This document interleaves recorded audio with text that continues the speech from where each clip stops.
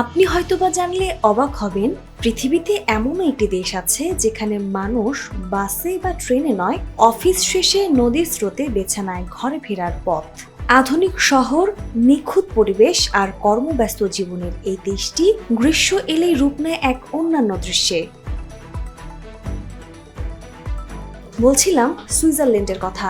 সুইজারল্যান্ডের বার্ন ও ব্যাসেল অঞ্চলের শহরের বাসিন্দারা অফিস বা কাজ শেষে নদীতে ভেসে বাড়ি ফেরেন। গ্রীষ্মকালে তীব্র গরমে যাতায়াতের এই অন্যান্য ও রোমাঞ্চকর পদ্ধতিটি সেখানে খুবই জনপ্রিয়, যেখানে মানুষ তাদের পোশাক ও মূল্যবান সামগ্রী উইকফিশ নামক বিশেষ ওয়াটারপ্রুফ ব্যাগে ভরে পানিতে ভেসে চলেন।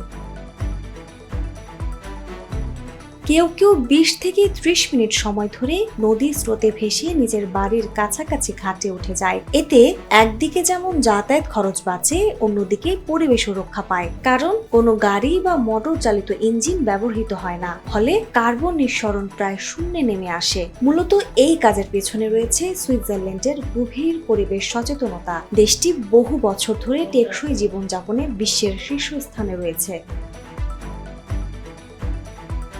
বিশেষজ্ঞরা বলেছেন, এই অন্যান্য যাতায়াত পদ্ধতি শুধু শারীরিক স্বাস্থ্যের জন্যই নয়, মানসিক প্রশান্তির জন্য অসাধারণ। মানুষের নিরাপত্তা ও সুবিধার কথা ভেবে সরকার নদীর পাড়ে তৈরি করেছে ছোট ছোট পরিবর্তন কক্ষ ও স্নানঘর, যেখানে মানুষ সহজেই পোশাক বদলে বাড়ি ফিরতে পারেন। পাশাপাশি নদীর জলমান নিয়মিত পরীক্ষা করা হয়, যাতে এটি সাঁতার বা ভেসে চলার জন্য সম্পূর্ণ নিরাপদ থাকে।